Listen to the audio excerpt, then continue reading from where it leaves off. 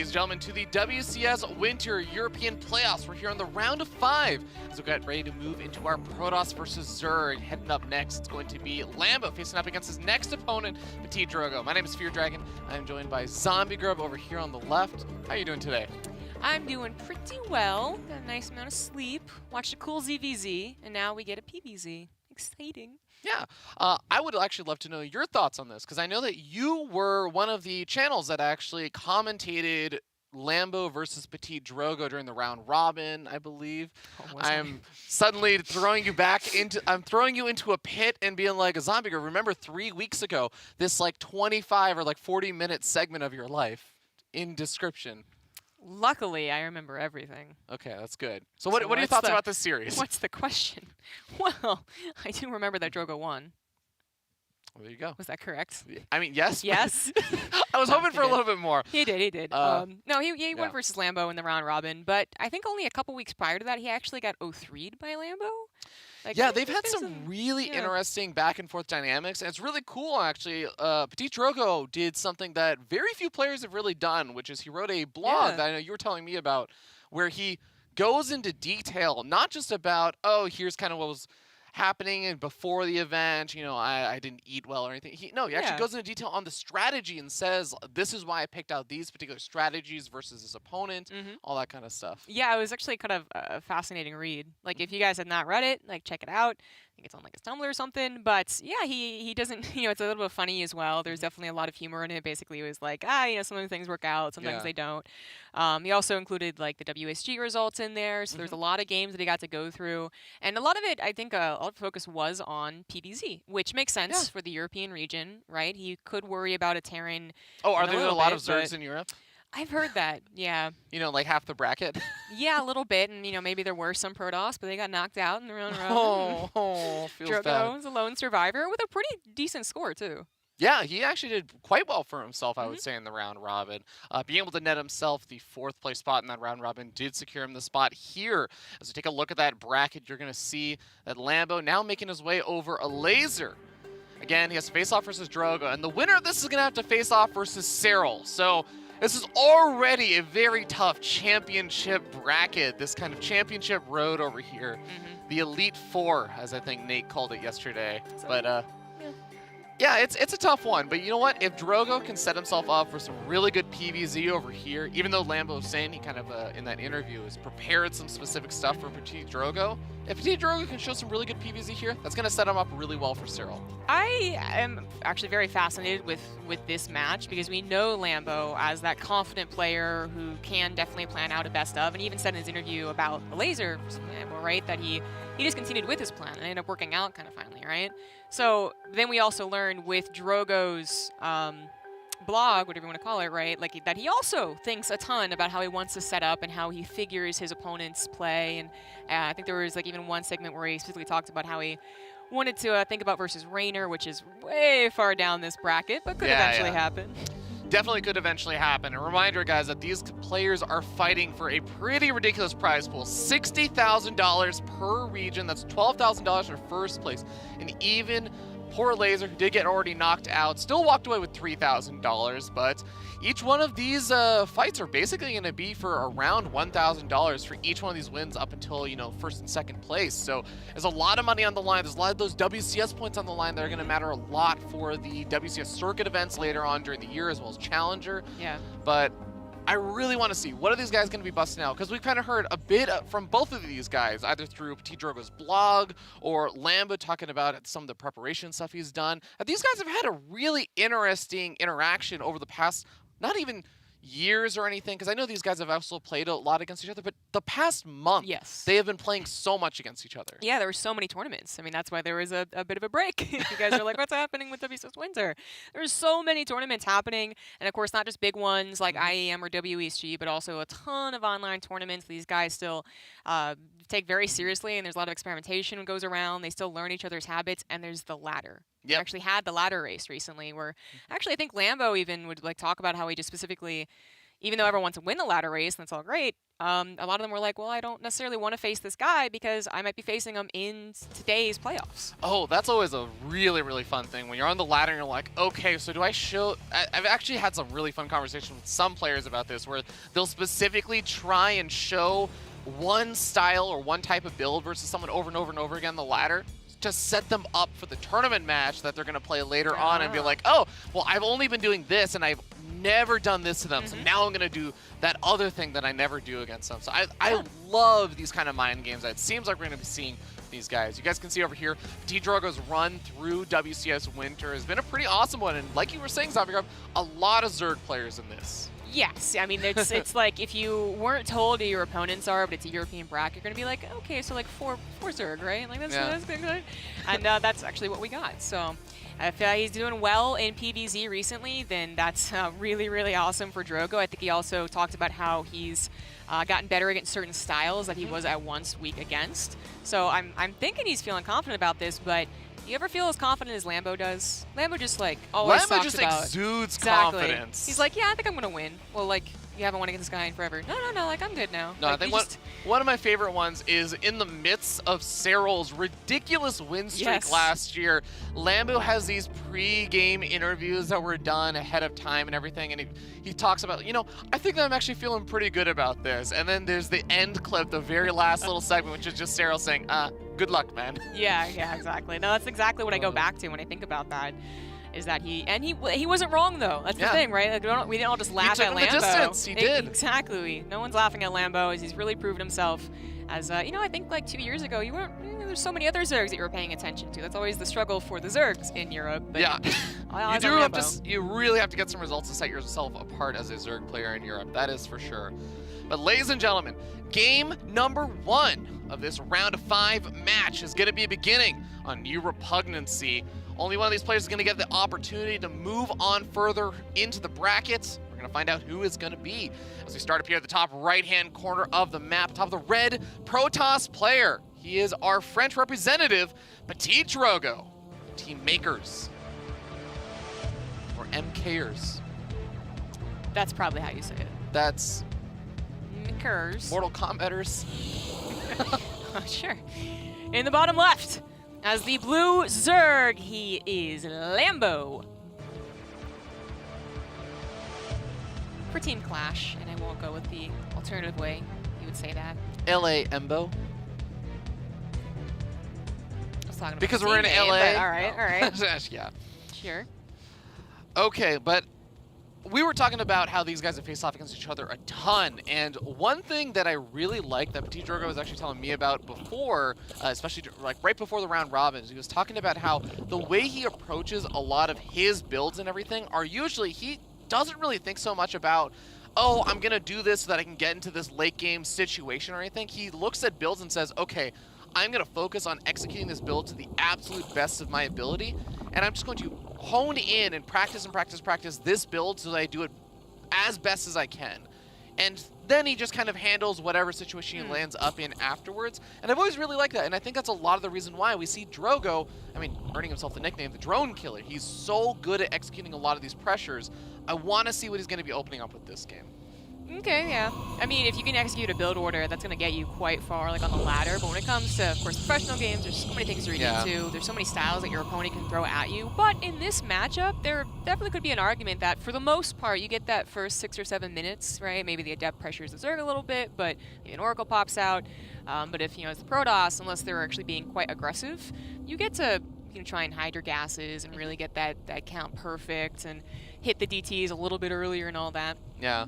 But here we have the third base natural need to be taken at the third base because that probe is pretty quick. Yep. And you also mentioned the DTs. While it's not necessarily confirmed or anything just yet, there is a Twilight Council on the way, and I know he does actually occasionally like to open up with the 4-gate DT War Prism harassment that will often turn into Archon drops. So one thing he did actually in a series versus a laser, which I thought was really cool, it definitely didn't work out at all, so I can only compliment it so much. But he did something different than most Protoss players do, which is he didn't just, okay, well those Zerglings getting into the main is kind of annoying. That's, huh. I want to say that's not supposed to happen. But... he only has the one Adept. He has the Stalker coming out, but I guess the Adept is on the other side of the map. So yeah, nicely timed there from Lambo. Yeah, exactly. I think it is kind of taking advantage of what the norm is. Like usually you want those forlings to deal with the Adept, along with the Queen being positioned quite nicely. Yeah. In this case, he did peel 2 off, and there was just no way they weren't going to get in because there was a space for a gateway basically, and another space for the Stalker. There's the Dark Shrine actually coming out. So just to really quickly talk about what he did versus a laser that I was semi-complimenting, which didn't actually end up working out, but it's the idea that most Pros players, they go for the Dark Shrine, they in with the Warp Prism with 4 DTs, they try and get some damage done.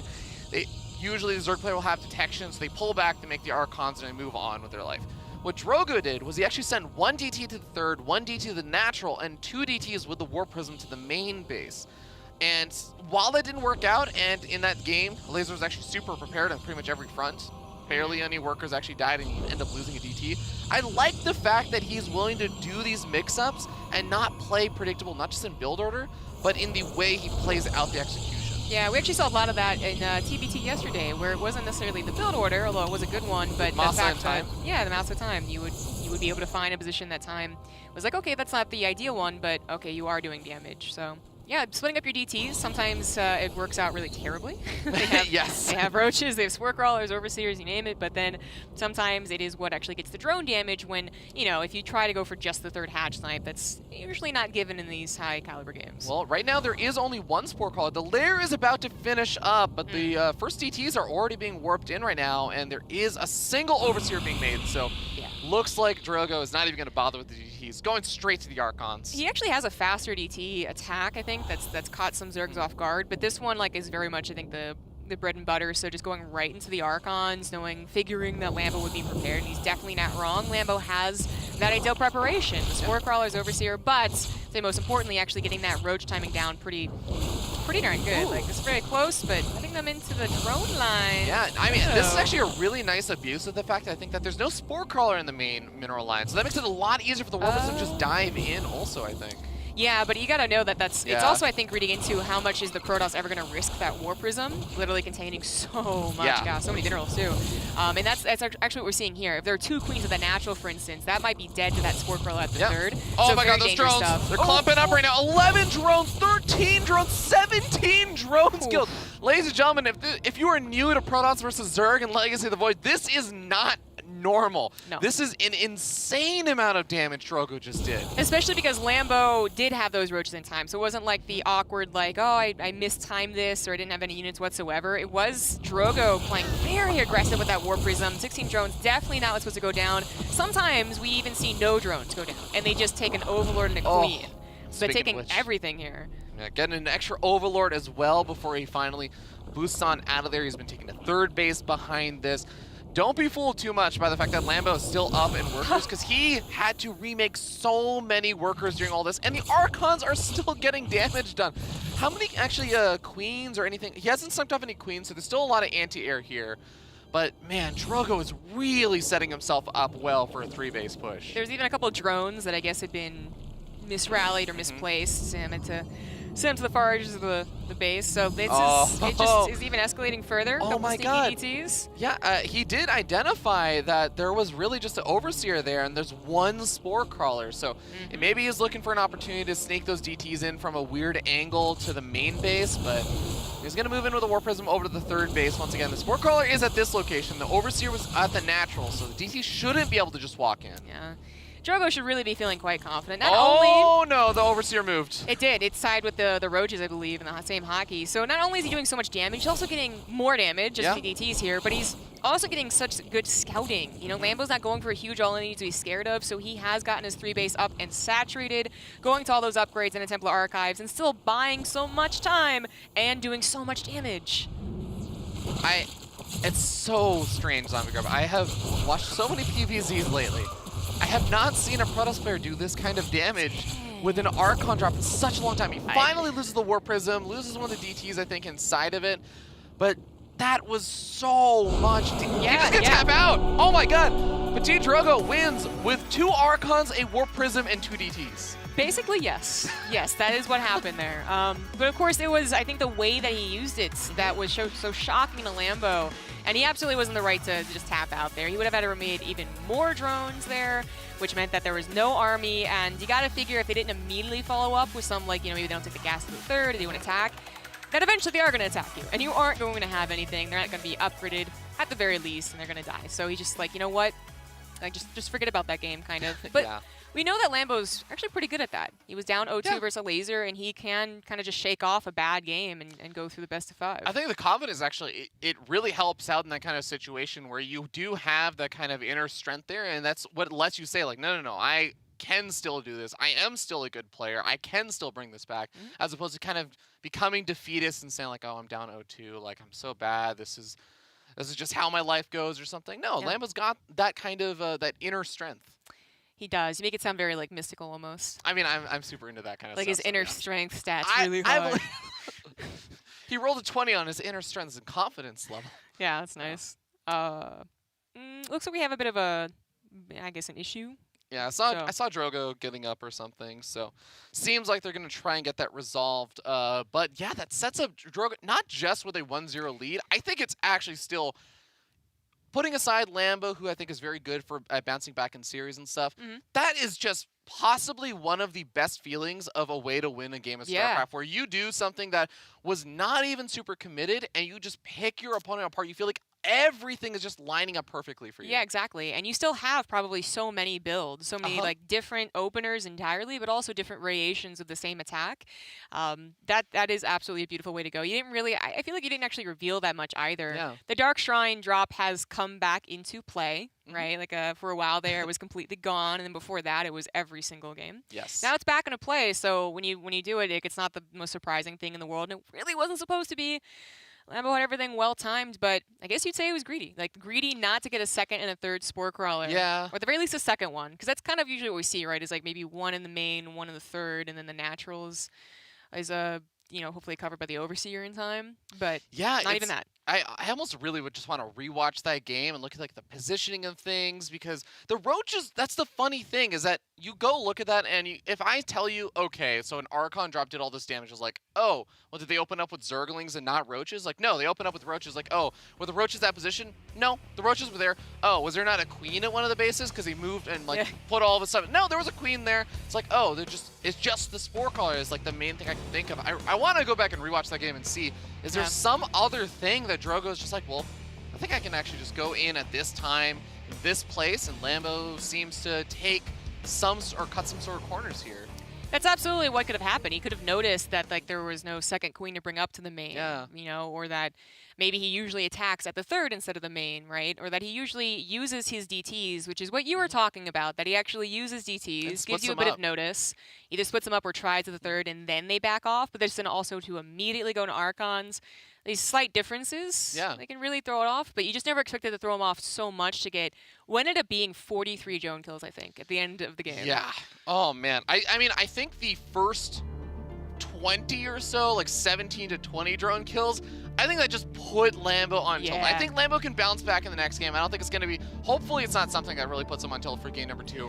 But that is something within the game, you just feel like everything's spiraling out of control, and you need that kind of grounding of a reset in the next game to bring yourself back. Yeah, for sure.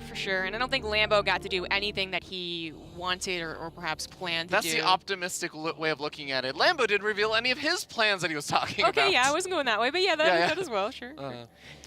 All right, well, we're going to be starting down here in the bottom right-hand corner of the map, on top of the red Protoss player, sitting up 1-0. He is Ptitdrogo, the drone killer, living up to that name of that last game. Yeah, that's for sure. I was like, is he called that? I was like, oh, he is called that. And it's up left as the blue Zerg for Team Clash. It is Lambo.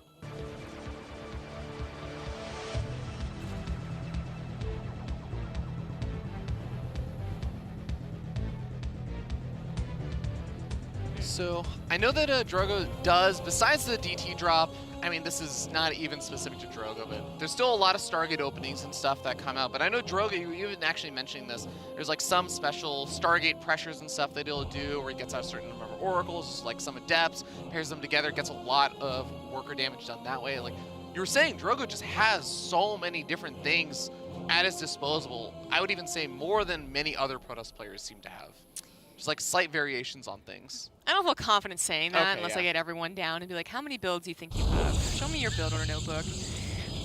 But he basically kind of like, I don't want to say he did like a tell-all, but he did tell a lot about the way he thinks and the way that he can adapt his Protoss, especially Berserk, in that blog. And it was almost like, he actually said that he wanted to do it because he had read one of his favorite Magic the Gathering players wrote a blog, which is pretty cool. But then maybe like you could have been like, should you have written that before your playoff? What if he did it knowing that his opponents would read it so that he could change up his, this is part of the extra level mind games on Yeah. Of course, these guys actually do end up talking to each other quite a bit. You know, obviously we knew that Laser and Lambo are quite good friends, and maybe that's just the, you know, the Zergs bonding together or whatever. They were telling each other about ZvP stuff that they could do, and like, are you guys giving each other advice in case you lose? And then one of you faces off versus Drogo. But even like Lambo on his stream was talking about this build that he got hit with by like someone who's like way lower in MMR than him, right? And he actually gets like hit with it and he dies to it. And he's like, that wasn't that good, but like, okay, let me see what went on here. And apparently he went off and like told like a bunch of people that he got killed by that. And I'm like, well, do you do that before the playoffs? Or I don't know how long ago this was, but I mean, there's a lot of talking that they do, so. Well, maybe he's doing it so that he gets even more practice versus it. If more people know about it, then he's prepared for it in the playoffs. Yeah, probably. Actually, I do know what the build is, but from what it was like told to me as, it's like something I should never expect actually from the one Protoss player we have here, which is Drogo. But maybe that's when he does it. There you go, setting up all those mind games on the grub. But for now, Adept is going to be making its way out across the map. The first Oracle is being made. I know sometimes Drogo does like to go all the way up to 3 Oracles, adding on, I think, 6, 7 Adepts, and putting some really heavy pressure on. We'll see if he decides to do that. But once again, leaving that wall a little bit barren for a bit and not adding on that second Adept immediately. We have a 2-base lair coming here. Oh my God, Lambo. wait, he does have a 3rd base, you're right. Yeah, and it was also just super early. I think that was like a 250 lair. Yeah. Yeah. Are we going to see Nidus Worm memes?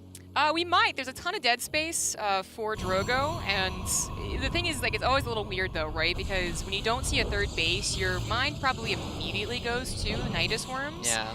There are some builds I see even the pros do, maybe not so common on the pro level, but like that you actually do just kind of macro out of the 2 base, almost like your ZvZ Roach opener. Are you talking about the Swarmhost stuff? I was talking about the Roach stuff, but we see Devastation Pit, so it also might be the there you go. There you go, yeah. Something I that say it's macro though. Yeah, we got to see Scarlet attempt some of the 2-base Swarmhost stuff yesterday in versus Neeb. It didn't work out super well. So I'm interested to see how Lambo's going to play this out. The Infestation Pit usually going to go into Swarmhost. I mean, technically, I guess you can go into 2-base Hive versus Protoss. Well, I was going to talk about Infestors and stuff if you really want to throw back to like the old school Destiny 2-base Infestor, then finally take 5 more bases style, but... Do you remember what opener Scarlet used against Neeb? I mean, sorry, that Neeb used against Scarlet when she went for the Swarmhost? Oh, he had a Robo. I remember that got picked off. He didn't have it. He did. Oh no, he had a. Did he have a Void in that game? It was actually on this map. Yeah, it was on this map. I think this was on that. But I didn't remember exactly what his opener was. But that's it's regardless. So yeah. Drogo does see this and now has at least an idea of what to do against it. So even if maybe he was like, maybe I didn't want to target necessarily. But he will be able to tag the Swarm hosts as you know. That's really all I can do to try and get detection. He's not gonna have all the units out in the map to see where the Nidus Worm is, and in this case, it's actually so close to him. It's such a nice spot. What's going to be especially annoying is because not only is Drogo out of position to deal with that Nidus Worm, so the 3rd base is likely just going to get almost immediately canceled. Maybe even just, actually the Queens are just going to be able to whittle away at that hatch or the Nexus that they really want to. And the Swarmos can draw all the units over to the Natural. He's going to try and kill off an Immortal. He does get the Immortal, gets a couple of workers. Was that enough, Zombie Grub? Well, I feel like it doesn't actually matter quite yet.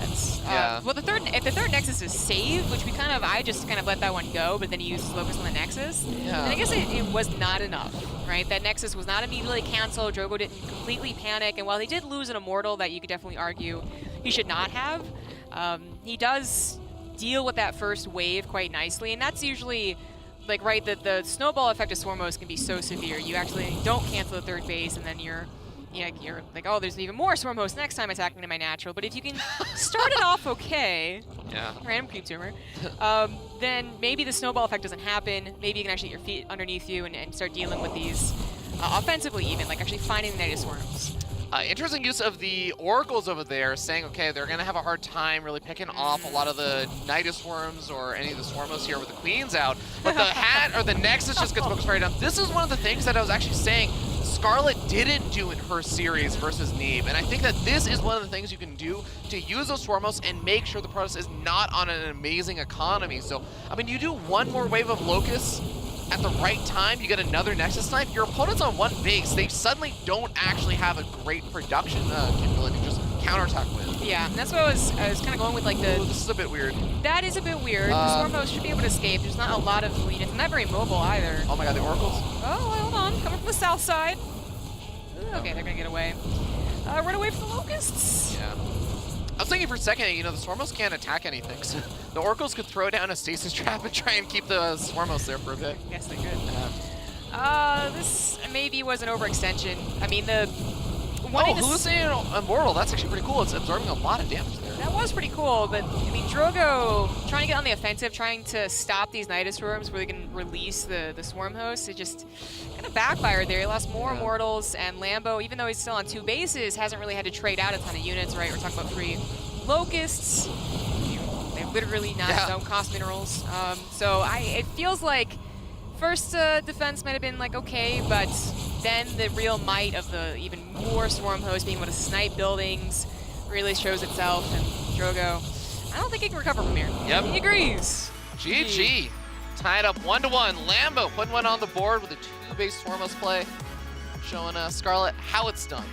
Yeah, okay. I'm sure that's why he did it. Well, that's a pretty nice, I guess, way to at least start coming back in the series. You had a very rough game number 1, but you put a quick one in with a nice Swarmos play. Yeah. Well done. And I will actually really quickly want to say, like, the creep tumors, for those who don't know, that's really, really important for being able to just maintain vision.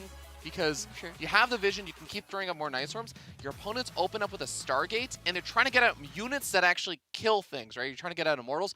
Trying to produce an Observer is a huge pain to do with that situation. Having detection to kill the creep is a huge pain to try and get up. And it's not like you're going to use Revelation on one creep tumor when you could be casting it on the Swarm Hosts or using the Oracle Pulsar Beam to actually damage a Swarm Host or do something. In that game, he went across the map at some point with the Oracles, which I didn't expect him to do, and it didn't do a lot, so I guess it wasn't the right call.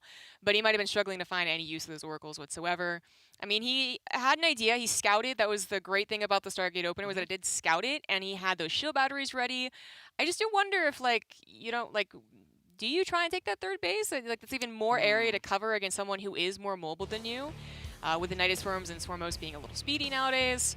But it also just, I feel, started with losing that first Immortal and not actually being able to do anything about the just sheer number of Swarm Hosts. He tried. He tried to go out on the map and find the Nidus, find the Swarm Hosts without their Locusts, and then it didn't work. He mistimed, and he had to retreat and lose even more units. It's a good question. I kind of come back to the fact that when the Swarmos came in, and he did have that 3rd base, but he lost his natural to the Swarm Host, and I imagine the situation, okay, he would maybe have some more units there if he had not taken the 3rd base, because he might have had more production or whatever, or gotten some more warp-ins. But then he'd also be down to 1 base economy after that. So would he have had enough to counterattack with? He'd be really all in. I kind of get what you're saying, and I'm not saying I disagree with you. I'm saying, like, I think it's a really, really tough call. It becomes really close. Yeah, I know. You're right. It is a tough call, and obviously he made the call to let the Nexus finish. Or, I mean, I guess technically it could have been a mistake. You know, because it was kind of close to being done when the Nidus Swarm started pressuring, so maybe he just didn't think about it. But I think it was on purpose. But I feel like when you see that it's that committed, right, then you maybe should add on those gateways. They won't help with the first wave, but they'll help with the second one. And then you hope that you eventually get enough damage output, which is difficult to do. Swarm Hosts kill Nexus so darn fast. But you hope that you get there to stop them from being able to snipe the Nexus. And if they don't snipe the Nexus, then that's when the shield batteries can actually help the units. Whereas we saw him try to use them on the Nexus, and it's just like, no, that's not going to work. Yeah, one of the small things I good, did, but not that good. one of the small things I did actually like that Drogo did though was he did find ways to put counter pressure on, because that's one thing that is easy to forget when there is just constantly Nidus swarms popping up. You hear that screeching sound in your ear every 20 seconds, and you see waves of locusts coming at you. Is that the Zerg player literally doesn't have anything at home. They have nothing back at home to defend. It's just maybe like the queens for injecting and stuff. So he's able to get some damage done with the oracles. I wonder if there's maybe another opportunity there to like send some adepts in and focus fire down more drones, do some counter damage. It's such a fast Nidus swarm host, right? That it's just like you don't even have that many units to defend. That's true. And when the oracles maybe feel like they can't do much like to the actual army, then okay, maybe you do something across the map. But even that, it's I think a little more simple for them to just build a spore crawler or have one queen and pull the drones. He didn't end up taking a lot of damage. So that's where, like, if it was a later swarm hoe, if it was 3-base, if it was a later game, then maybe you can crank out a warp prism. Maybe you can send the dips across the map, but when it's that early, your choices are limited. That's a very good point. Well, we're going to be moving on to King's Cove, and I'm not going to lie, Zombie Grub, this is a map I've also seen some Zerg players try and go for some swarm host plays on, with Nidus swarms on 2-base, but we'll see if that's actually going to be Lambo's choice, or if he wants to mix it up. Just keep it fresh, as we're going to be starting down here in the bottom right-hand corner of the map. Top of the red Protoss player. He is Ptitdrogo.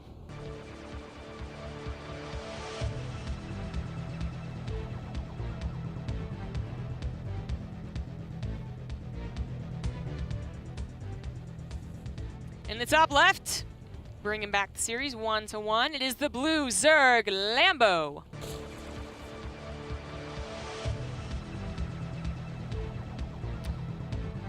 It was really nice about throwing in that second game, which he probably did because of the map, because he has that plan for the series, but what was also nice was that he was able to reverse the roles of the first game, right?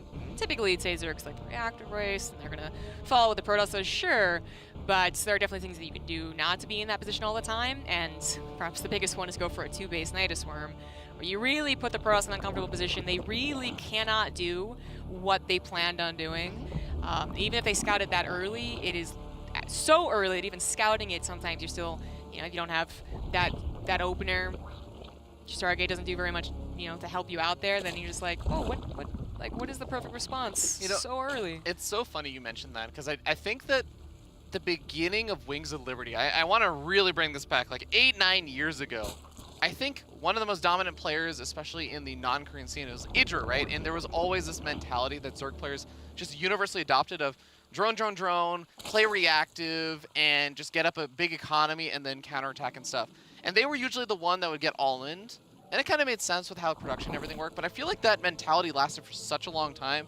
In the last couple of years of Legacy of the Void, we see more and more Zerg players saying, actually, no, I have all-ins too.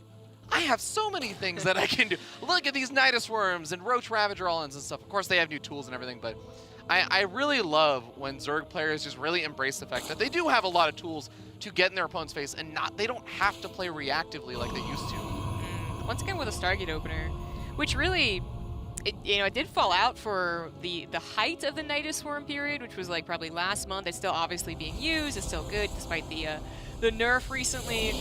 That a lot of people were like just like not going Stargate like in an entire best of 5. I saw like Showtime only did like once or something like that. Like it just was kind of pushed away. But now we have Drogo doing it twice, even after having to face 2-base swarm hosts, which again it felt like the Stargate was just not a useful tool. It's not great. I think the thing that I've usually seen is that I think if you're very quick on reacting, the first Oracle, and you haven't used too much of the energy on just harassment immediately, just around the time of the Nidus Worm, the first Oracle can actually do a great job of shutting down the first Nidus Worm, and it can help with like a third Nidus Worm, but then the second Nidus Worm is usually where things become really problematic, and like you were saying, then the Stargate kind of becomes a little bit dead weight, but I think we actually saw Neve doing an almost okay job getting out like a Void Ray or something when he sees all the Nidus Worms coming up. So I'm with you. I think most of the time the Oracles and stuff really, really make it hard to deal with it. Yeah, but like in general, right, whatever you do get, you would want to find Nidus Worm and kill it to stop them from hitting you as quickly as possible. And an Oracle could do it, and a Mortal could do it. But the positioning that Lambo found around that third base was the last thing that Drogo expected to scout. In this game, though, knowing there's a third base, it's not going to be Storm Host. Well, that's quickest Storm Host, I should say. We're going back into the, okay, what is Drogo's plan from here on out, as Lambo is just macroing up, getting a well-timed lair. 2 Spore Crawlers this time? 2 Spore Crawlers. There's also 2 Oracles now on their way out across the map, yeah. Yeah, he is double queen, can maybe protect his... Well, actually, he has nothing at the third, so that's what you do. Have to protect the third, and then there. Yeah. Solid choice. He's going to get that creep spread going before he really worries about trying to saturate that up with drones. A few drones are going to be popping out, but the 2 Oracles can take on these queens with some good micro over here. Even find some of those drones that are trying to mine over by the third base. He's going to be able to snipe off 1. 2 Spore Crawlers being made at that third. I imagine he's going to be canceling 1, but a solid overall defense. But I mean, 2 queen pickoffs is pretty nice there for the Oracles. Yeah, exactly. That was, I guess, a bit of a shock to see the Oracles not try and dip at the third first. And then he could have just been like, oh, I can't take that on. But they went right towards where they would be spreading creep. So that was nicely done. Lambo just couldn't bring that main queen in far enough off creep to really help out. So 2 queens for no losses. Pretty good. The Oracles are damaged, but they're not being paired up with any other attack. So I think they actually got something pretty good. Behind this, Drogo went to the Robo. Now adding on a Twilight Council and a Forge and a third base, which Lambo is going to scout. Yep.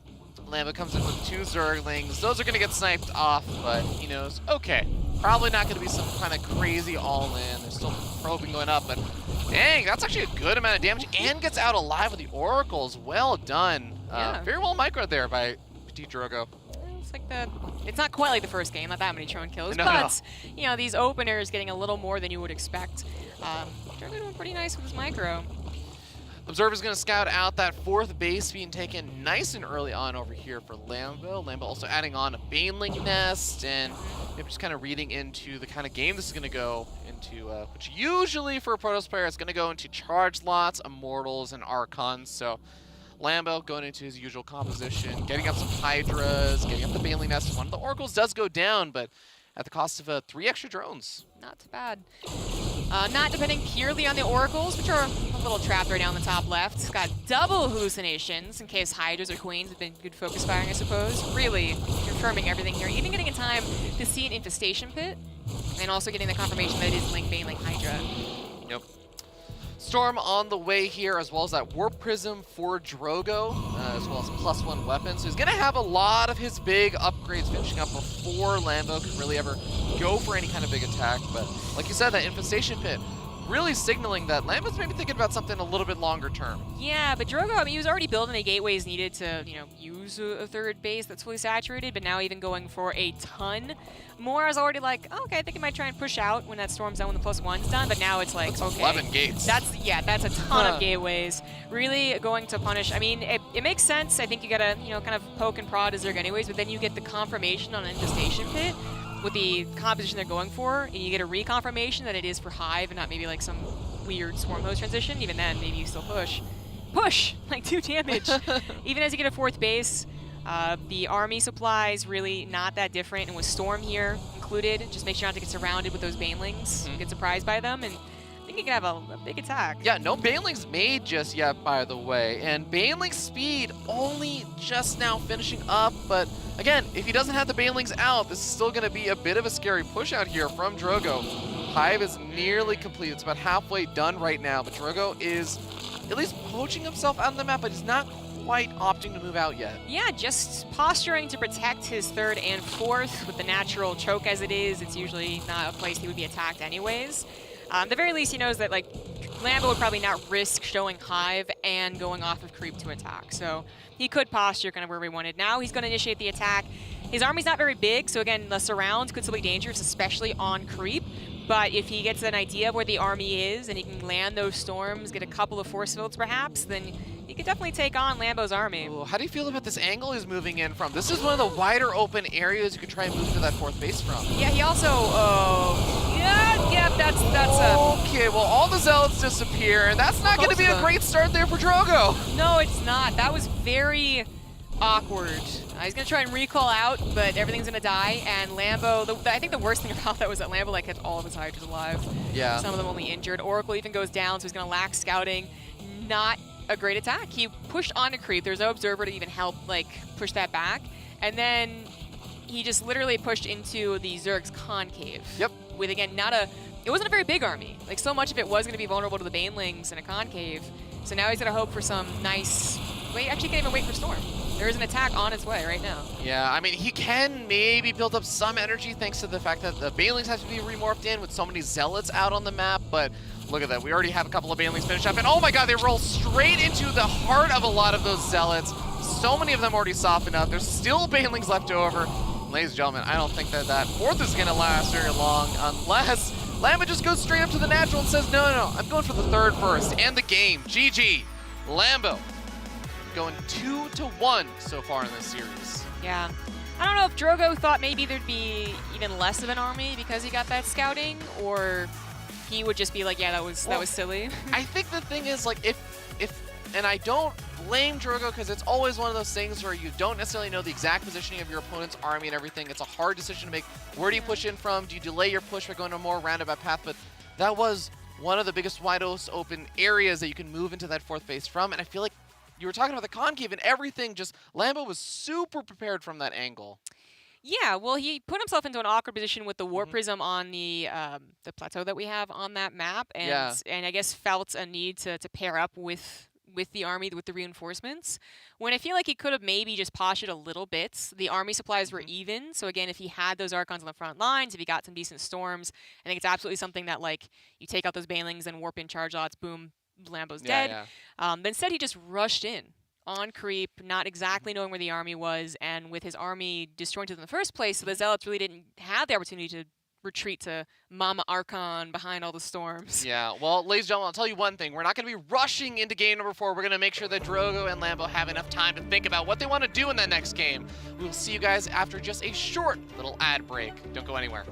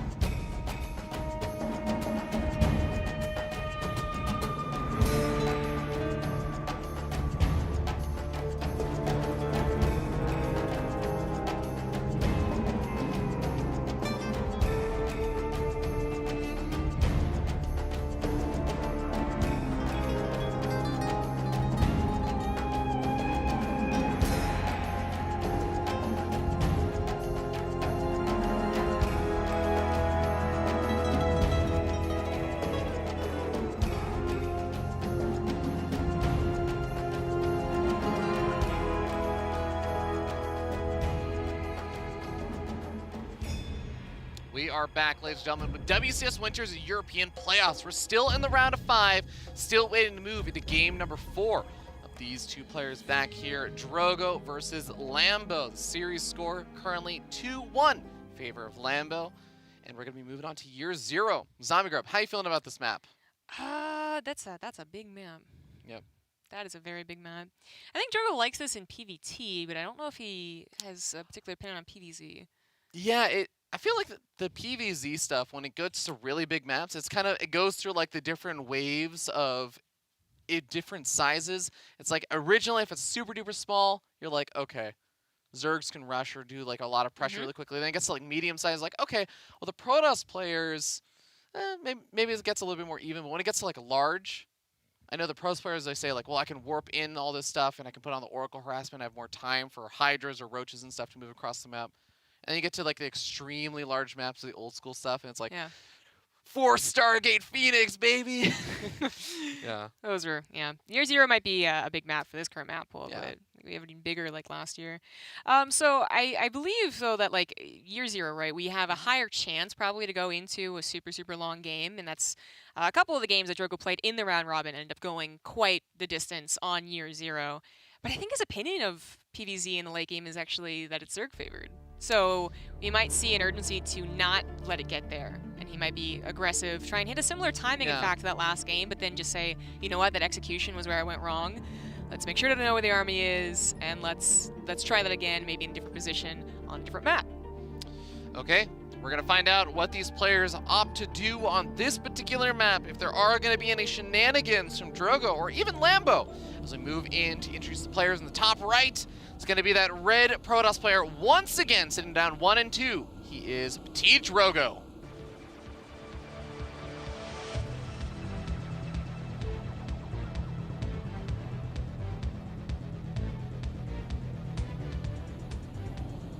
In the top left, as the blue Zerg for Team Clash, he is Lambo.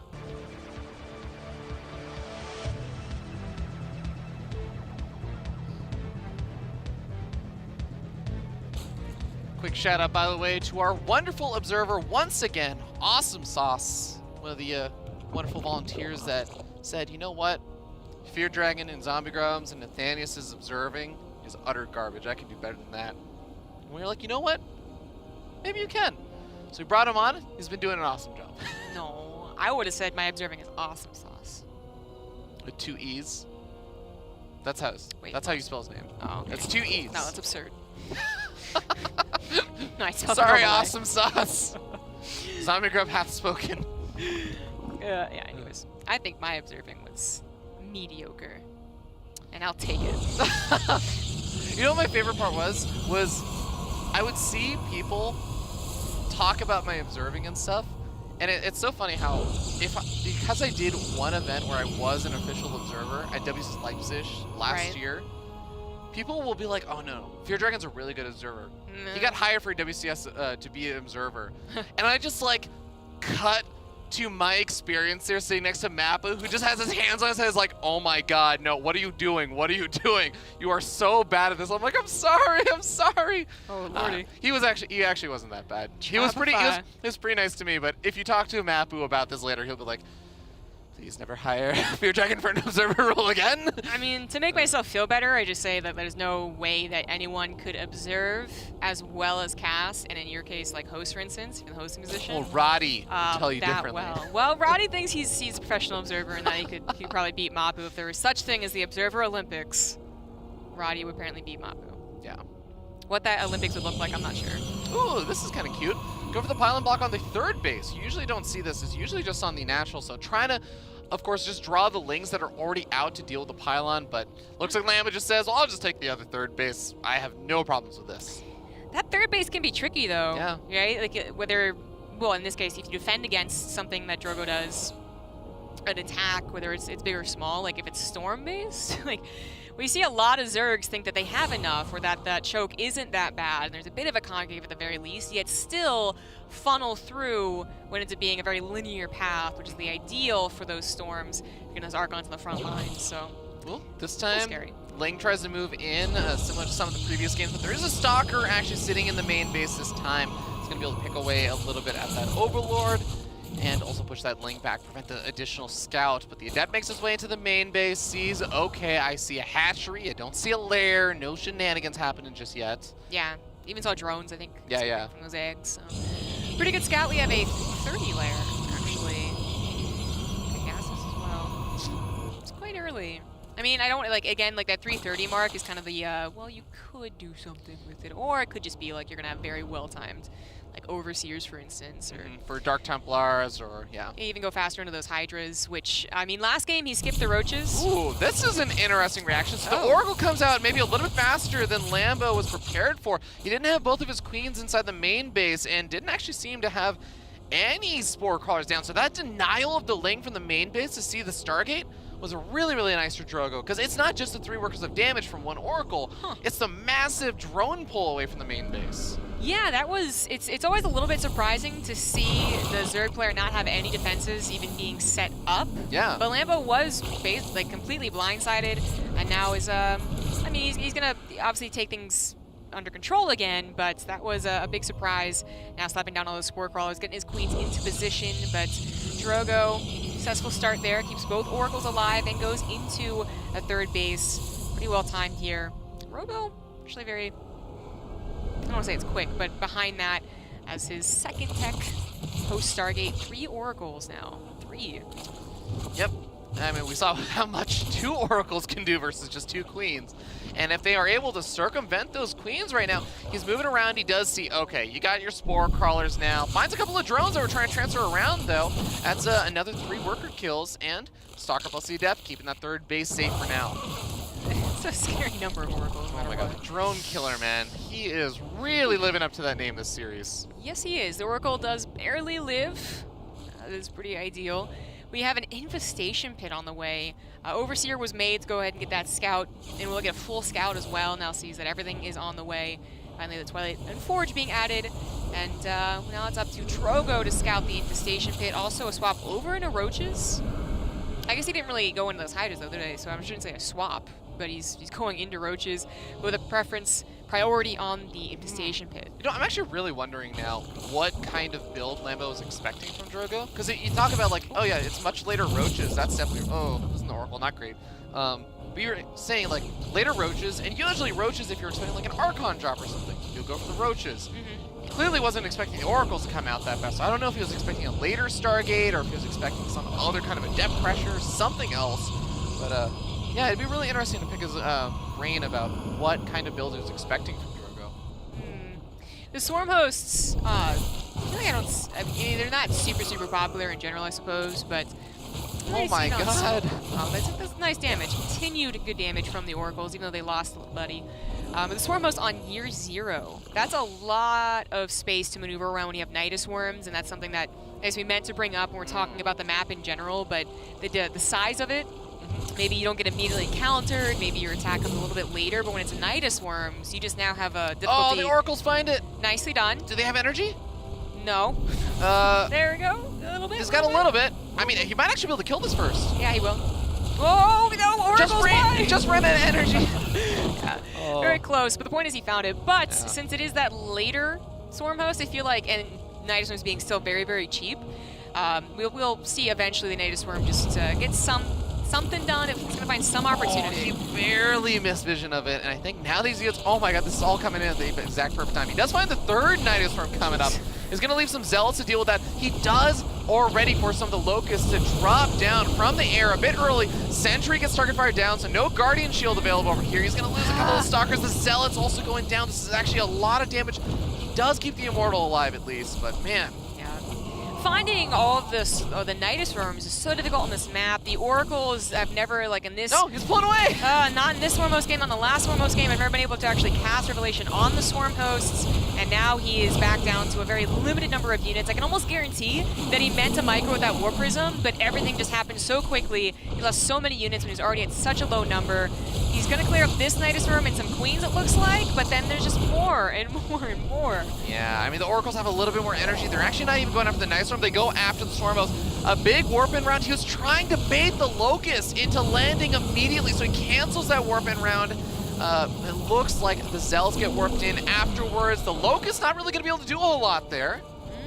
The Archon's being trapped in the natural. I hope Drogo realizes that, as they need to kill a pylon, I believe, to get through. And he will certainly help against the Locust. He's going to kill Cybercore, actually. Because I guess he has to kill two right. pylons to get them around to the other side. Yeah, well, he's not going to warp in Stalkers or Depths, I suppose, but I wonder if eventually they'll want Sentries, so hopefully he remembers to rebuild that. You know, all in all, though, Drogo has not been losing workers. He has not been losing his Nexus. He's not been losing production. So losing a few units here and there, that definitely hurts. But he's been keeping a lot of the high-value units alive. Big warp in of Zealots inside the main base. And this is what we were talking about. When you're going for the Swarmos play, you often don't have very many units back at home to defend. Yeah, absolutely. I was talking about getting a Warp Prism and actually really being able to do a lot of damage. With the Oracles will always be a little tempered because a single Spore Crawler can really stop them from doing sick damage. A Zealot Bomb, 8 Zealots being warped in, even more on the offensive. Oh boy. This is exactly what Drogo needed to do. So even though the first loss to the Swarm Host was, you know, it hurt. Yeah. This is exactly how you would want to play against it. And Lambo is just a little bit too late to the defenses. Yeah, that hatch is going to go down. Couple of drones also falling over here, down 11 more workers. It's 41 workers to 73. Lambo does not actually have a completed third base anymore. He's about to finish up his fourth, which is now going to become his third base. But this is a tough spot for him. A Dark Shrine on the way. Dark Shrine, Dark Templar, so good for cleaning up Nidustorms because you can segment them off, defend little locations, and pick off the Nidustorms really quickly if you find them. Yeah, obviously with this many Swarmos still alive, it's always going to be scary against the supreme wave of Locusts. Until you can add in Storm here and actually burn them down before they even land, you're always going to be scared about this. But that's where you're doing this damage, and while Lambo might be able to replenish 1-2 hatcheries, oh, good Lord. He won't be able to replenish that, plus 40 drones, plus whatever else he actually does lose whenever his Swarmos can't escape. And he is even target firing down the Spore Crawler with 2 Zealots. So these Zealots on the right-hand side, buying time versus the Roaches. As Spore Crawler goes down, guess what just finished up? That Dark Shrine.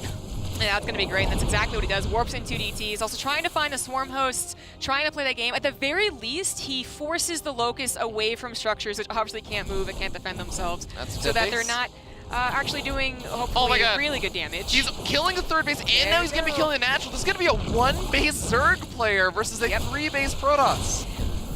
But we might be getting into a very odd situation where there's absolutely, at this point, there's really no economy for Lambo, but his army had not really been touched. A couple Roaches here, a couple Swarm Hosts there, but his army is still so much better than Drogo's because remember, he's been sacrificing so much of it. He's been losing some Archons on the defensive and then so many Zealots on the offensive to get the economy to where it's at right now. But what if Lambo just moves across the map with a Locust Wave, with all these Ravagers, whatever he can afford here?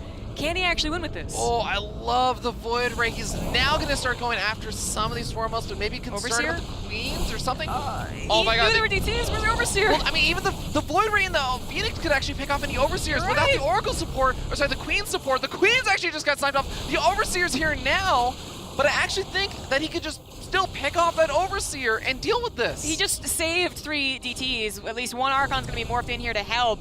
This is not a great start to Lambo's all-in, right? He's only rebuilding his natural hatchery right now, still at 40 workers, and still depending on this army. It really can't die, but also it can't deal with the Void Rays. Oh, the Void Rays are such a clutch decision here. It's helping out so much. And if we look, remember that so many hatcheries have been sniped off. The Queen production isn't even going to be that high, which is really the only answer to the air units. Exactly. Yeah, that's the Voiders would take a long time to kill every single unit here, but they're getting so much free damage. Even Graviton being used, and Storm has been finished for a little while at this point. +2 as well. There goes the Nexus. Yeah, okay, but I think that's, you know, Drogo must realize this is so all in. Yeah. In fact, getting even more economic damage done. And I feel like he's got this, but I don't want to call it too soon because Lambo, one great Locust Overseer wave. here. There's no detection, so that 1 TT can also still continue to go ham. Remember, every one of these units is so important. He's building another Overseer now. Oh, he's target firing down Ravagers. I love that. Yes, very, very good move there. Finally, an Overseer comes in. He's going to go right back into the Nidusworm and go on the offensive. But again, all it takes is like one good Locust wave. You know, the damage output from Locust, but then also a surround, a combo with Corrosive Bile. this could still be a game that Lambo wins, but time is still on Drogo's side. Despite losing at third base, he's actually replacing it. His fourth is almost done. And I don't know, Lambo's really got to go for the throat here. +2 weapons is what you need from DTs to 3-shot Roaches. It's actually a critical number, so he takes on those Roaches. The Void Rays going to be taking on a bunch of these Swarmos, so remember, each one of these units is so hard to replace. Storm comes off, softening up some of the Locusts. Some of the Locusts, a lot of them go after a couple of individual probes and really not finding the damage they needed. I absolutely love that DTs and then Void Rays, and then DTs and then Void Rays. Like, these two huge problems have probably saved Drogo from that deadly, oh, I only have 40 army supply scenario. I think Drogo's done it. The Swarmos don't have anywhere to retreat. There's no Nidoswarms. There's one coming up now, but the Oracles have so much energy. They're still picking away at these Swarmos. He's going to find them, storm them. He can kill the Nidoswarm. There's no retreat here. And Drogo was in a really, really scary spot, but he pulls it back from 30 army supply to 120. GG. Yeah. Tied up series 2-2. What a fun game. That was a nutty game. That was scrappy. That was a game right up your alley, actually. I mean, I finally got to drop my knowledge bombs of DTs with +2 weapons, 3-shotting Roaches, so I'm happy. It's finally relevant. I'm finally relevant to StarCraft, guys. Oh, that was so sick. It started off again with the Swarm host getting some expensive units, that very small unit count for a Protoss. It was a little scary, but utilizing that Warp Prism, investing into the offensive maneuvers like that, it worked until Lambo was like, okay, like the hell with this, like let's go for it. But then a Void Ray just did so much damage, turned into 3 Void Rays, it turned into the DTs. Like it was so amazing to watch the frustration that I figure Lambo was feeling. Yeah. Being like, okay, I bring Queens. Oh no, they died to the DTs. Okay, I'm gonna bring Overseers. Oh, they died to the. Like, I'll make some more Queens. Like, oh no, I lost all my hatcheries. I only have one Queen production. Yeah, that too. Absolutely. No, it was really, really well done, and really good in the midst of those kind of hectic, super chaotic games to be able to say, here are my advantages, here are my disadvantages, and here are my opponent's disadvantages that I can take try and capitalize on. Ptitdrogo did such a phenomenal job in that kind of situation. Say, here's what I can do. This is not what I would normally do. Making Void Rays and PvZ at that stage of the game isn't really normally a thing, but it was a correct decision in that time. Yeah. Like, I wonder if well, I think that the problem would be that you can't really afford Hydras, but like, wonder if those weren't Roaches, but they were Hydras. Like, would it's that not have something been... you can do unless your opponent is on like a 1.5 base economy right there. Yeah, well, it certainly couldn't have gone into Hydras after all said and done. But that was gotta be frustrating. But I gotta be honest. When I see Swarm hosts, especially like really fast ones, that wasn't 2 base, but that was still kind of fast. I don't know, man. I don't deal with Swarm hosts personally that often as a Terran player, but I see those Locust waves snipe a Nexus in like 2 seconds, and I'm like, oh, it's a good unit. It's tough. I think Swarmos are great at capitalizing on people who are even out of position, or you miss one of the Locust waves coming in for an important piece of tech or a Nexus or something, and it's actually just gone. Like, it's not like, oh, maybe I can get there in time and I'll take some damage. No, it's like, it's gone, say goodbye. It's really, really punishing if you make a mistake once. Yeah, it forces you like to make these hard decisions, and I'm not even sure what exactly the right one is, where it's like, do I lose my economy, do I lose my tech, or do I lose my army? And sometimes even the seemingly perfect decisions still end up kind of snowballing, and it's frustrating. But then on top of that, you have the Nidus meta like showing itself. So Stormless Nidus is not necessarily new. Actually, that was a very popular all-in at the beginning, like I said, the Void, or which I heard of the Swarm as well. But anyways, but now it's back in full force, and Lambo is almost able to utilize it again here in Year 0, but nope, Drogo stops him, and now we're headed into the 5th game. Yeah. I also just want to note, I mean, Year 0 being such a wide map as well, really did make it so that when you go for the Swarmos Nidus Worm plays, the immediate gut check reaction where you say, okay, well, you're just doing all this damage, I'm just going to go kill you right now. If you don't have the Warp Prism there, it's such a long distance. The Swarmos have plenty of time to refresh their next wave of Locusts and defend. So really, really good decision making there from Drogo, getting out the Warp Prism. We're heading into game number 5. It's a best of 5, so this is the last game unless we end up with some sort of weird tie game situation. Down here in the bottom right-hand corner of the map, it is our red Protoss player. He is Ptitdrogo. When's the last time you saw a PvZ draw? Ooh, I mean, I've ended up. Oh, okay, well, professional game. In the top left, as the blue Zerg, he is Lambo. is once again being tested whole series. Oh yeah. To the game number 5. He was able to pull it through against a laser, someone he knew very well. And I know these guys probably face each other a ton, but Drogo not exactly showing weakness to Swarmos, because that's what I was worried about, right? Like that maybe Swarmos were just kind of the key, and Drogo was always going to drop the ball in some way or another. After that first Swarmos game, yeah. Exactly, yeah, the second game overall, yeah. But no, he was, he was able to show that he can do something about it. He knows how to deal with it, especially if it is a little bit later, and I wonder if that'll deter Lambo from doing the Swarm host, or again, I actually kind of feel like more Lambo has just been sticking to his best of plan, and Year Zero was supposed to abuse how many Nidus Swarms you can get in locations they can't find. Okay, well, as we move on to Kairos Junction, we'll see where things shape out. For now, we're going to see pretty normal looking openings. We have a third base being taken for Lambo, or third base location being taken as the natural, just because the pro was being annoying. Sends a drone down over there to start mining and also making sure that nothing funny is happening over there. But the Overlord arrived at the natural for Drogo, so he knows it's a gate Nexus core. He's going to see, yep, Adept getting chrono boosted out most likely. And usually, I mean, you used to be able to do this thing where you used to say, okay, I see, you're not researching Warp Gate immediately, so you're going for Stargate. Not the case anymore. They reduce the amount of time it takes to research Warp Gate technology, so you see a lot of pros players go for the Twilight Council or things like that before Warp Gate, so that's going to be leaving Lambo in the dark for a bit.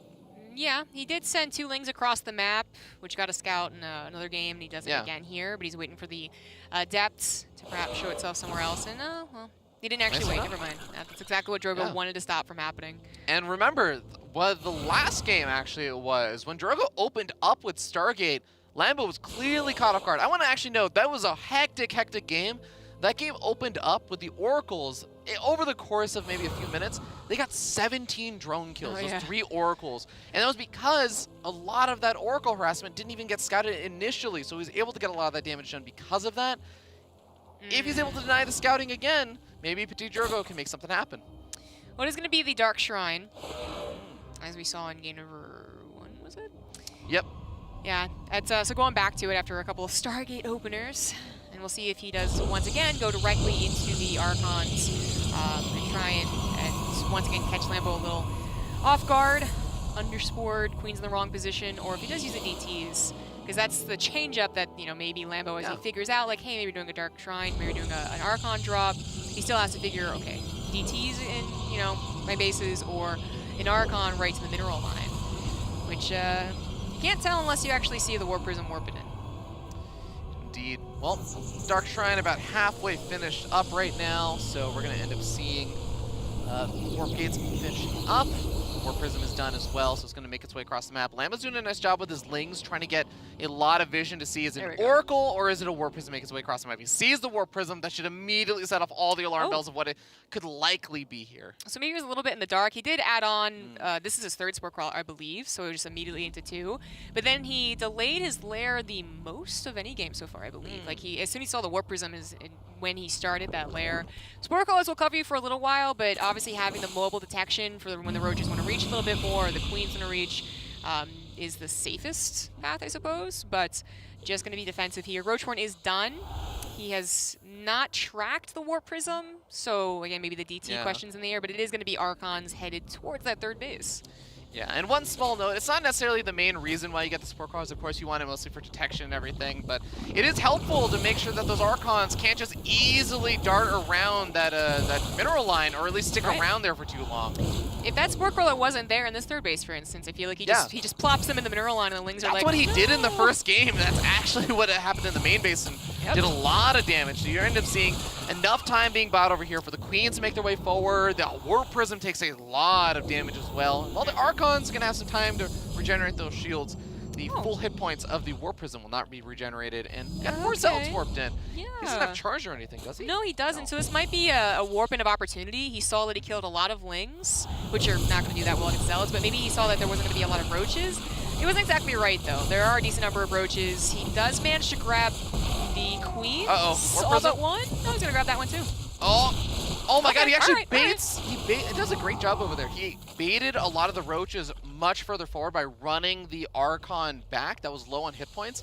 Lambo had target fired down that one Archon, saying, I'm going to kill this Archon before it gets back in the Warp Prism. Right. The other Archon gets a couple of extra spot shots off. Nice micro.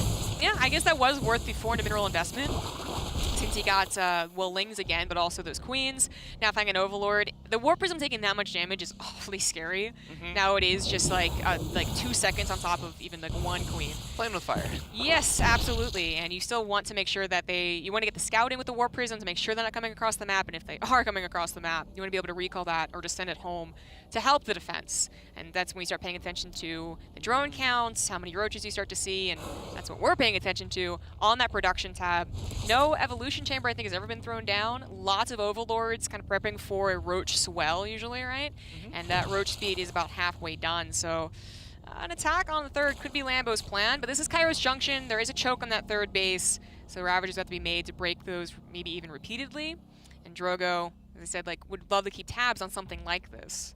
Hopefully be prepared. Yeah, War Prison's going to be retreating back, but it looks like the Adepts are circumnavigating around the map, so he might catch vision. He does have the Observer there, finding a couple of the roaches making their way forward.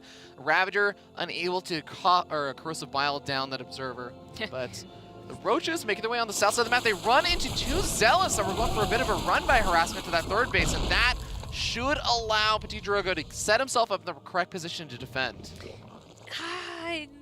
That's going to be a lot of roaches. It's going to be a decent number of Ravagers as well eventually.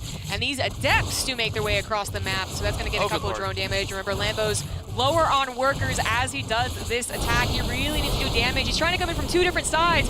Force fields do go down, but perhaps a little bit late, and they're broken by the Ravagers. Yeah, and the spore fields on the south side don't actually create a complete wall there, so the roaches still end up coming on forward. The Immortals are doing their best to stay alive thanks to the Warp Prism, but one of the Immortals barely staying alive. Another Immortal looks like it might get picked off. No, he keeps it alive just a little bit longer, but there's just so few units over here for Drogo. He's going to have to try and warp in a few more, pulling probes off the line. He can afford to lose a few right here if he can defend, and the Zealots buying enough space. Is this actually enough for Drogo? That Corrosive Bile got that Archon that was so darn low. If he backs up a little bit more, there is a shield back with a couple cannons as well. He's down to 3 Immortals, but with the Warp Prism, they absolutely can take on a hefty number of Roaches and Ravagers. He may have lost a couple probes in the process, but at least he holds, and he still has an equal worker count with 3 Nexus. Okay, gonna lose one of the pylons that's powering 3 more warp gates over here. Wait a second, was that all of it? No, you still 4 more warp gates available, so you can still warp in some more Zealots, but that's gonna hurt not having that frontline buffer. He really has to rely on that Warp Prism micro. Oh, 4th Immortal comes forward, and this is where it's really tough for the Zerg player to actually end the game. So I like that Lambo recognizes he probably won't break through. Yeah. He's going to go back into droning. He's going to get an infestation pit. Now, probably the worst thing about this is that, well, I guess there's 2 things, right? No 4th base. His economy's really not that great for a Zerg player, but also no upgrades. That's what I was going to bring up. You just never bothered going for them. But you could definitely argue that Locusts don't really need upgrades. Their pure damage they is do already damage pretty good. anyways. Yeah, that's definitely fair. Now, one other thing I do want to note is that because of the timing of when that hit, Drogo did not do what a lot of pro players would want to do, which is, I got out my Templar Archives or something, let's go for Storm. No. He hasn't had any time for anything like that. So he is still lost a lot of his own economy. He's still got his 3rd base and everything. He's got a lot of power units, but he isn't so far along in his tech that Lam's going to have too difficult of a time catching up there. Yeah, I definitely see what you're saying, but I still feel like Drogo might be... So, I mean, first of all, he has to figure out that it's Swarm Host. That's, that's number 1 true. perhaps. But when he does, and he gets a better handle on how he wants to approach this game, I actually think he might be fine. Like, his economy really was not torn down that much. He could replace the army units that he lost, because he didn't lose any of those expensive, slow-making Immortals. And in fact, he's just attacking before the Locusts even are quite ready to go. A little nervous, though. He doesn't actually know what's ahead there, as he doesn't have a Revelation or an Observer. Ooh, I love this. Ahead. 1 DT just going to be able to pick away at that 4th base, so already softening that up a lot. Remember, he can poke in from another side. If the Roaches go down to the south side, the rest of the army moves up to the north, clean off even more of the Creep Tumor, shutting down vision for later pokes forward. And as soon as these Locusts unleash their wave, Drogo could just get out of there. He is going to fight this for a little bit. He's actually going to take this fight. Archons are going to be taking a lot of damage here. Corrosive Biles also come down on the Immortals, but Drogo, does he actually already just have enough? Yeah, I guess he does. Wow. That seems like a very risky play there, but the Archons, a lot of them still ended up just working through the Locust. They were all clumped up on one of them, and the Immortals, while all of their shields were popped, They're still alive. The War Prism's still alive as well, and the Roaches are easily taken care of with this army. Has Drogo done it? Taken out Lambo, who's just barely scripted his way past a laser to meet Drogo in this final match. Drogo does it, takes the series, and advance on in this playoff bracket. Absolutely phenomenal job in those last 2 games. Drogo doing a great job in this PvZ matchup. I know he's known for his PvZ, but dang, he looked really, really good in that series. Lambo threw a lot of different kind of weirdness at him, different types of weird builds and everything. And Drogo countered with really solid defense on his side for the most part, really good decision making, and some damn good drone pickoffs. Yes, there's a lot of drones killed in the making of this best of 5. Yeah. Sorry. I guess, what would be the equivalent of PETA for drones? PETA for drones? Yeah. You're losing me here. Okay. I have no idea what you're Never talking mind, about. then. Never mind. Good attempt. Anyways, but yeah, he played a fantastic game. As I said, I was worried about that Swarm host play for the second game. Thought maybe that might be his weakness, but he really adapted. Really nice. All right, well, with that being said, that means that Drogo gets the honor of moving on to face off versus his next opponent, Cyril. Another PvZ, but this is a really, really tough one. This is the big baddie of Europe right now that everyone's trying to figure out how to try and defeat. Hero Marine and Rainer were able to do it in the round robin, but now we got to see if a Protoss player is going to be able to knock Cyril down. Yeah, it's worth noting that Drogo did beat Lambo, although it was close in the round robin. He was unable to do so against Cyril. I think he was 0-2'd by. So that is going to be the next, literally the next challenger and also the next step above with that Zerg. But I mean, with the kind of execution he had on his builds and everything today, I'm a big fan. I'm a believer right now, ZvP. I think he has what it takes to at least give it a good run. We're going to see whether or not he's going to be able to do it. Of course, after that, the winner of that series is going to go on to face off versus Hero Marine and then Rainer at long last in the grand finals. So we got lots of StarCraft still coming your way, ladies and gentlemen.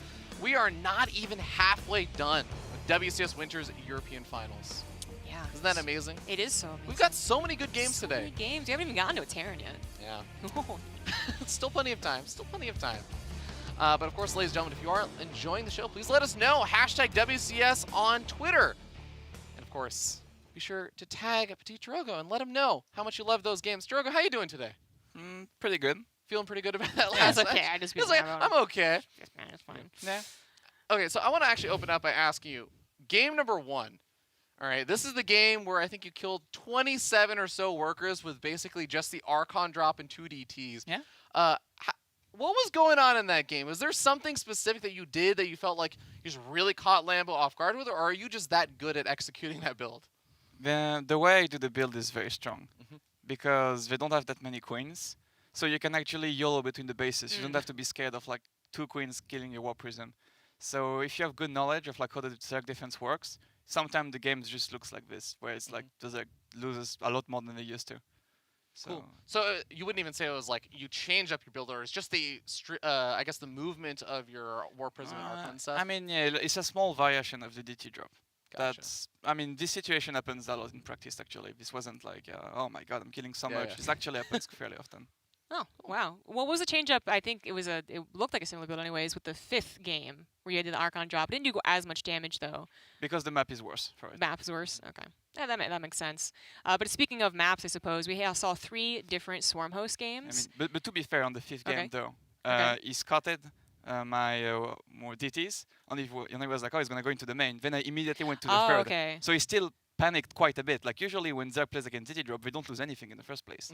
Like they're really not used of like having any kind of damage. Right, yeah. I didn't think about that, but yeah, I went all the way to the north and then actually went back down south. So just, again, the army movement really working out there. Because the queens are not that fast. Yeah, exactly. But the year 0 game, right? The Swarm host games that you had to work with. First game, he got you on the game number 2, but then year 0, I mean, do you actually find yourself sweating against Swarm hosts or what? The way I see it is that on King's Cove, I played so terribly. I got didn't wanna so bring that up. angry. I was literally too angry to lose, I think. Okay. Wait, So- why exactly were you angry? Because of, I don't know, I dipped into negative IQ at the end. Like I was so far ahead. It was such an easy game to play, and I just I don't know. I somehow convinced myself that what I did was a good idea, and then I got crushed. And it was very stupid. Okay, that's So yeah, on New Year's Eve, I made Void Rays and some DT to hold an infinite number of Swarmhost. I've never did that in my life, but this game I did. and it worked out really well. Yeah. I can imagine he was really frustrated. So the 5th game, were you expecting Swarmhost again? Is this just a style that Lambo's been No, playing? I a lot? was very scared of what he will have prepared, but Mhm. at some point when I shaded to Adept and I saw that he had this many Roachers to defend them, I was like, that's a Roach all-in. Right. And I knew for sure. Then I fucked up the force field on when I was in position. It should have been so easy. It should have been insanely easy. In the end, I thought I was going to lose at some point, but eventually the power of Blinking Immortal. Right, Mhm. yes, Saved the the War day. Prism Immortal micro. Really good micro engagement to save that situation. Feels good. Well, congratulations once again. And one other thing is that you released a blog that was really, really insightful about your strategy and everything. Yeah, I've seen you quoting the blog. I've seen you the biggest fan. I have Really? read that blog many, many times. And he I actually mentions it really a enjoyed lot it. too. I do.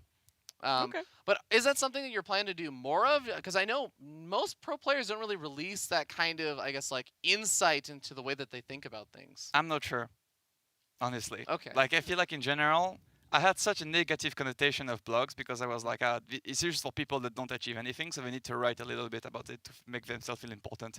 But that's just my view, extremely cynical of life, just spilling through. And I was like, you know what? Let's shine some positivity. I'm sure people will be interested. Yeah, I mean, I read it as well. Were Yeah, you I don't know. I'll make some more when I feel like it. That's the Yeah, answer I That's can totally give you. fair. But were you scared that it would reveal any strats to what it was a? Well, no, very- because when I wrote the blog, I knew for a fact that I wouldn't do anything. Like Yes. everything I've Yeah. mentioned in the Yeah, blog, you didn't do I it. wasn't going to do again.